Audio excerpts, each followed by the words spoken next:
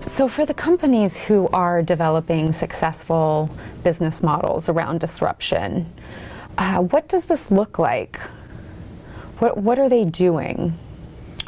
I think it's actually a number of things, right? If you're an existing company and you're saying, I need to do something different, right? We see leaders emerge.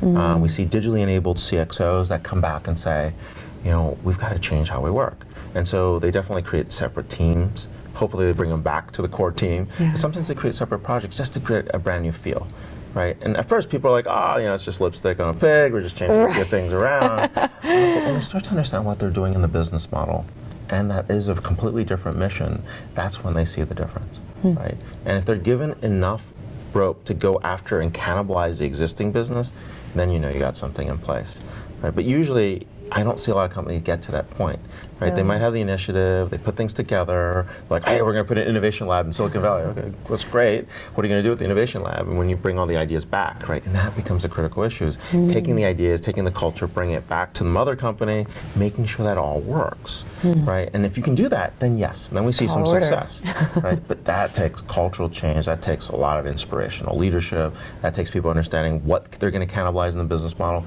and more importantly, those are companies that actually know what they're not going to do, which is the biggest thing around strategy, is really about understanding what you're prioritizing.